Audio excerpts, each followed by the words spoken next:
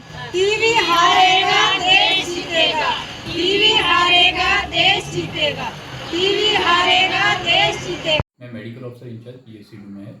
Doctor SK Sharma. आज हम यहाँ पर टीवी ग्राम पंचायत कोठी की बैठक में आए हैं, जिसमें आज हमने इस बैठक में हमने आज टीवी मुक्त ग्राम पंचायत बनाने के लिए क्या कार्य करने हैं, किस तरह से हमें प्रत्येक स्तर पर इस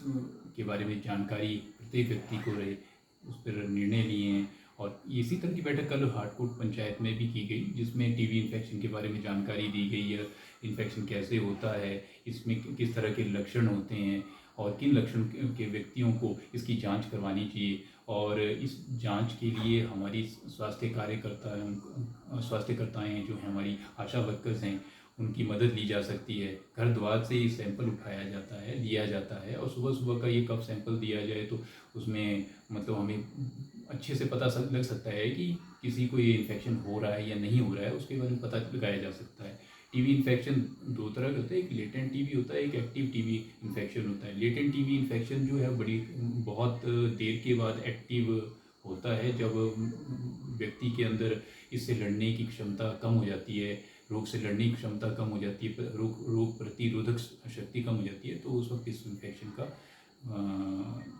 जांच में पता लगाया जा सकता है। परंतु जो एक्टिव टीबी होती है उसका तो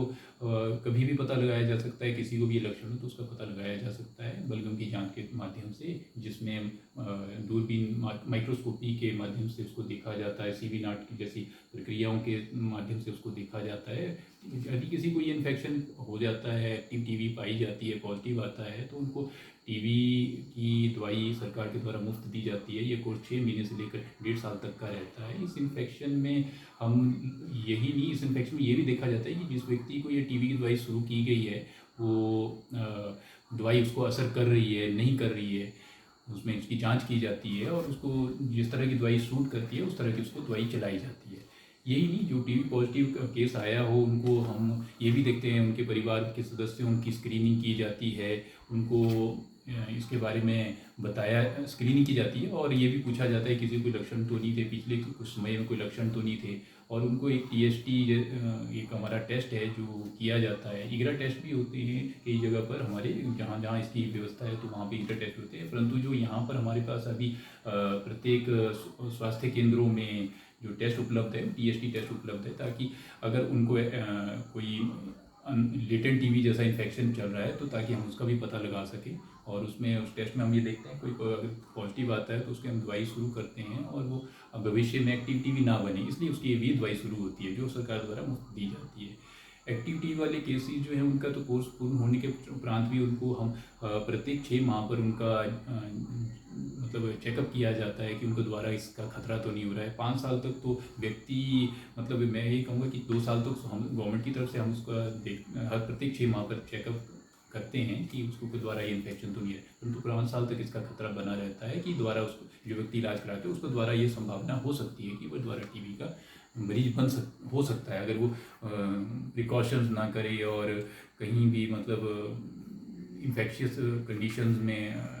एंटर हो जाए, कहीं चला जाए, तो उसको ये खतरा द्वारा हो सकता है।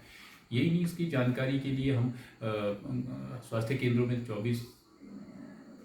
प्रति माह की 24 तारीख को निक्षय दिवस मनाते हैं, जिसमें कोई भी व्यक्ति इससे संबंधित जानकारी के लिए आ सकता है। इस बैठक का मेन उद्देश्य यही था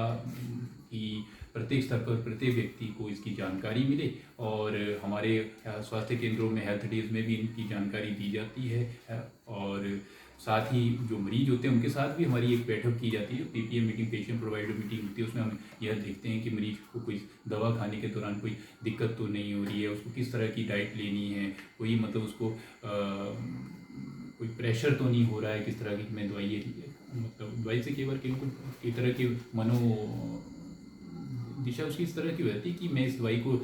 खा भी पाऊंगा, नहीं खा पाऊंगा, प्रेशर में होता है, तो उस प्रेशर को दूर करने के लिए भी हम उससे चर्चा करते हैं, ताकि वो भविष्य में मतलब कि अपनी दवाई को समय पर ले पाएँ और ठीक हो जाएं और इलाज को पूर्ण कर सकें। धन्यवाद।